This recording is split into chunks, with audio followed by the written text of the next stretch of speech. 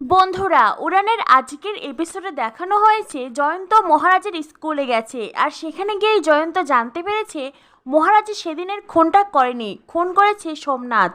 জয়ন্ত সমস্ত কথা পূজাকে বলে দেয়। আর পূজা সমস্ত সত্যি জানার পরেই পূর্ণিমাকে মা মা বলে ডাকতে থাকে। পূর্ণিমা এসে বলে, কি হয়েছে, এভাবে ডাকছো কেন? পূজা বলে, মা, আপনার মেজো ছেলে খুন করেনি। সেদিন আপনার বড় ছেলের ক্লাসমেট বিক্রমকে খুন করেছিল আপনার বড় ছেলে সোমনাথ। এই কথা শোনার পরে পূর্ণিমা বলে, না না, এটা কিছুতেই হতে পারে না। সোমনাথ আমার নয়নের মণি, আমার সোমনাথ কিছুতেই খুন করতে পারে না। পূজা বলে, মা, আমি স্কুলে খোঁজ খবর নিয়ে তারপরেই আপনাকে বলছি, আপনার মেজো ছেলে খুন করেনি, আপনার নয়নের মণি সোমনাথই খুন করেছিল। আপনি শুধু শুধু এতকাল আপনার মেজো ছেলেকে অপমান করেছেন, তাকে কষ্ট দিয়েছেন।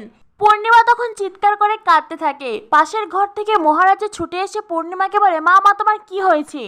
পূর্ণিমা মাটিতে লুটিয়ে পড়ে। পূর্ণিমা মহারাজকে বলে, মহারাজ, এতদিন আমি তোকে ভুল বুঝেছি বাবা, তোর সঙ্গে অনেক খারাপ ব্যবহার করেছি, তুই আমাকে ক্ষমা করে দিস। এই বলে পূর্ণিমা ওখানেই মারা যায়। মহারাজ মা মা বলে চিৎকার করতে থাকে। পূজা তখন মহারাজকে বলে, মিসেস পূর্ণিমা মুখার্জি আর নেই, উনি মারা গেছেন। এই কথা শোনা মাত্র মহারাজের ঘুম ভেঙে যায়। মহারাজ লাফিয়ে ওঠে। মহারাজ এত সময় ঠাম্মির করেই ঘুমিয়ে পড়েছিল। মহারাজ বলে, না না, কিছুতেই হতে পারে না, এটা কিছুতেই হতে পারে না। ঠাম্মি বলেন, কি হয়েছে, কি হয়েছে মহারাজ, তুই এমন করছিস কেন?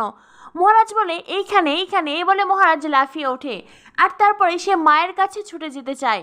তখনই দরজার সামনে দাঁড়ায় পূজা। পূজাকে দেখার পরেই মহারাজের ভীষণ রাগ হয়। কেননা স্বপ্নে পূজাই মহারাজকে বলেছে মিসেস পূর্ণিমা মুখার্জি মারা গেছে। তাই মহারাজ পূজাকে একটা থাপ্পড় মারতে চায়, কিন্তু ঠাম্মি নিষেধ করায় মহারাজ নিজেকে কন্ট্রোল করে আর ওখান থেকে চলে যায়।